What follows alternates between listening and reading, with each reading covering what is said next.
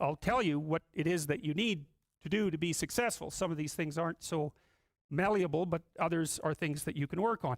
Well, IQ, well, that's a rough one because there's no evidence, as far as I can tell, that you can do a damn thing about your IQ. I've reviewed that literature like 6 times in the last 15 years because I keep hoping that someone will crack the problem, but it's always the same answer. It's like you do brain training games, you get better at the game, a lot better at that game. You get slightly better at similar games, but distal games that are still heavily cognitively loaded doesn't affect your performance at all. Zero, none. So the issue of how to raise IQ, man, that's a killer. No one knows how to do it. I can tell you how to stop your IQ from decreasing as you get older. That's not so bad because it does that. Fluid IQ decreases from the time you're 20 and pretty rapidly. It's physical health is the best preventative. So exercise, physical exercise. Weirdly enough, you know, you think, well, why? Well, your brain uses oxygen like mad, right? And it needs to be kept clean and well oxygenated. And physical exercise, both like weightlifting, so anaerobic and aerobic exercise, both seem to be very, very effective at staving off cognitive declines across the lifespan. So that's a really useful thing to know because that's the only thing we know that does that. So then the next best predictor of lifetime success is conscientiousness. And of the 2 aspects of conscientiousness, say orderliness and industriousness, the better predictor is industriousness. So the question is, well, what can you do about your industriousness? And the answer to that is, well, that's kind of rough too, because there's a strong genetic component. But you can work on micro habits with regards to your conscientiousness. And I think the best thing you can do with regards to your conscientiousness is to set up some aims for yourself, goals that you actually value. And so the questions are something like, well, all right, you're going to have to put some effort into your life. And you need to be motivated to do that. And so what are the potential sources of motivation? Well, you could think about them in the big 5 manner. You know, if you're extroverted, you want friends. If you're agreeable, you want an intimate relationship. If you're disagreeable, you want to win competitions. If you're open, you want to engage in creative activity. If you're high neuroticism, you want security. Okay, so those are all sources of potential motivation that you could draw on, that you could tailor to your own personality. But then there are dimensions that you want to consider your life across. And so we ask people about, well, you know, if you could have your life the way you wanted it in 3 to 5 years, if you were taking care of yourself properly, what would you want from your friendships? What would you want from your intimate relationship? How would you like to structure your family? What do you want for your career? Well, how are you going to use your time outside of your job? And how are you going to regulate your mental and physical health, and maybe also your drug and alcohol use? Because that's a good place to auger down, because alcoholism, for example, wipes out 5 to 10% of people. So you want to keep that under control. And then maybe you develop a vision of what you would like your life to be. Then you break down the goal into micro processes that you can implement. The micro processes become rewarding in relation to their causal association with the goal. And that tangles in your incentive reward system, the dopaminergic incentive reward system. And that's the thing that keeps you moving forward. And the way it works is that it produces positive emotion when it can see you moving towards a valued goal. Okay, well, what's the implication of that?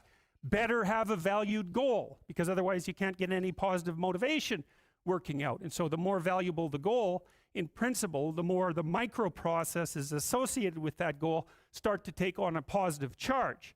And so what that means is, well, you get up in the morning and you're excited about the day. You're ready to go. And so as far as I can tell, what you do is you specify your long-term ideal. Maybe you also specify a place you want to stay the hell away from so that you're terrified to fail as well as excited about succeeding, because that's also useful. You specify your goal. You do that in some sense as a unique individual. You want to specify goals that make you say, oh, if that could happen as a consequence of my efforts, it would clearly be worthwhile. Because the question always is, why do something? Because doing nothing is easy. You just sit there and you don't do anything. That's real easy. The question is, why would you ever do anything? And the answer to that has to be because you've determined by some means that it's worthwhile. And then the next question might be, well, where should you look for worthwhile things? And one would be, well, you could consult your own temperament.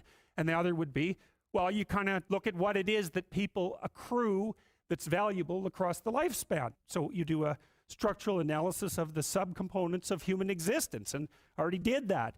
You need a family. You need friends. Like, you don't need to have all these things, but you better have most of them. Family, friends, career, educational goals, plans for, time outside of work, attention to your mental and physical health, etc. That's what life is about. And if you don't have any of those things, well, then all you've got left is misery and suffering. So that's a bad deal for you.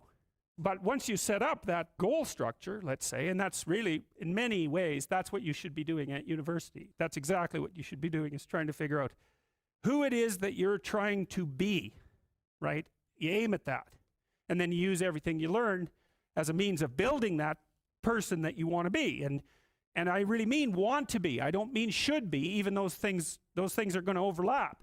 And it's important to distinguish between those, and this is back down to the micro-routine analysis. So if I was saying, well, you're going to try to make yourself more industrious, okay, number one, specify your damn goals, because how are you going to hit something if you don't know what it is? That isn't going to happen. And often people won't specify their goals too, because they don't like to specify conditions for failure. So if you keep yourself all vague and foggy, which is real easy, because that's just a matter of not doing as well, then you don't know when you fail. And people might say, well, I really don't want to know when I fail because that's painful. So I'll keep myself blind about when I fail. That's fine, except you'll fail all the time then. You just won't know it until you've failed so badly that you're done. And that can easily happen by the time you're 40. So I would recommend that you don't let that happen.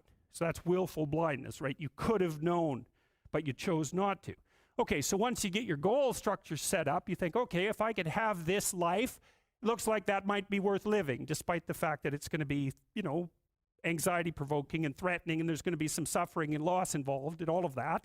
Obviously, the goal is to have a vision for your life such that, all things considered, that justifies your effort. Okay, so then what do? Then you turn down to the micro routines. It's like, okay, well, this is what I'm aiming for. How does that instantiate itself day to day, week to week, month to month? And that's where something like a schedule can be unbelievably useful. It's like, make a damn schedule and stick to it. Okay, so what's the rule with the schedule? It's not a bloody prison. That's the first thing that people do wrong. They say, well, I don't like to follow a schedule. Well, what kind of schedule are you setting up? Well, I have to do this, then I have to do this, then I have to do this, and then I just go play video games, because who wants to do all these things that I have to do? It's like, wrong. Set the damn schedule up so that you have the day you want. That's the trick. It's like, okay, I've got tomorrow. If I was going to set it up so it was the best possible day I could have, practically speaking, what would it look like? Well, then you schedule that. And obviously, there's a bit of responsibility that's going to go along with that, because if you have any sense, one of the things that you're going to insist upon is that at the end of the day, you're not in worse shape than you were at the beginning of the day, right? Because that's a stupid day. If you have a bunch of those in a row, you dig yourself a hole and then you bury yourself in it. It's like, sorry, that's just not a good strategy. It's a bad strategy. So maybe 20% of your day has to be responsibility and obligation, or maybe it's more than that, depending on how far behind you are. But even that, you can ask yourself, okay, well, I've got these responsibilities. I have to schedule the damn things in. What's the right ratio of responsibility to reward? And you can ask yourself that, just like you'd negotiate with someone who is working for you. It's like, okay, you got to work tomorrow.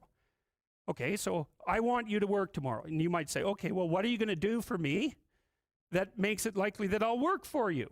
Well, you could ask yourself that, Maybe you do an hour of responsibility and then you play a video game for 15 minutes. I don't know, whatever turns your crank, man. But you have to negotiate with yourself and not tyrannize yourself. Like you're negotiating with someone that you care for, that you would like to be productive and have a good life. And that's how you make the schedule. And then you look at the day and you think, well, if I had that day, that'd be good. Great.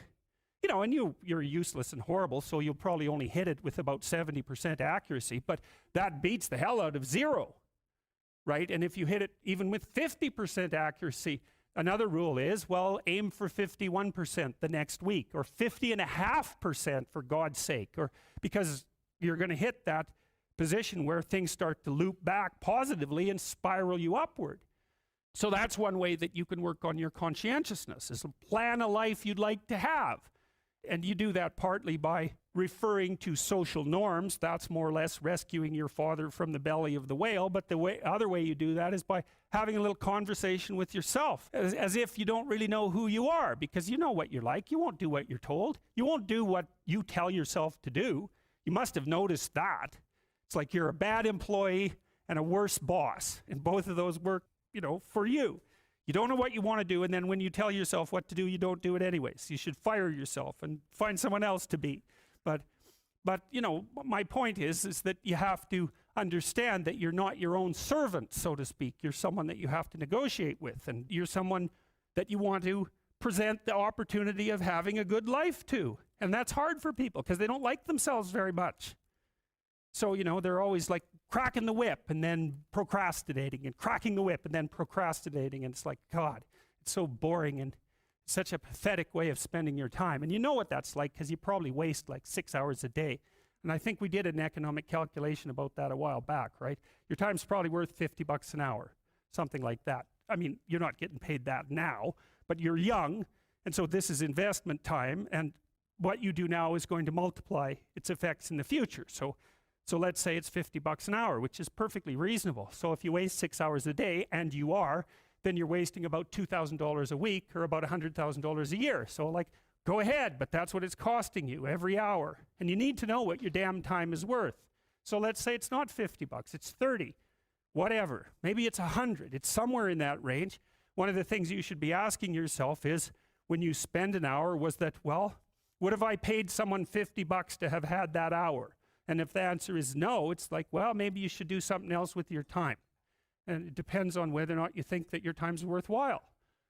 But the funny thing about not assuming that is, if you assume your time isn't worthwhile, what happens is you don't just sit around sort of randomly in a state of responsibilityless bliss. What you do is you suffer existentially. And so that seems like a stupid solution.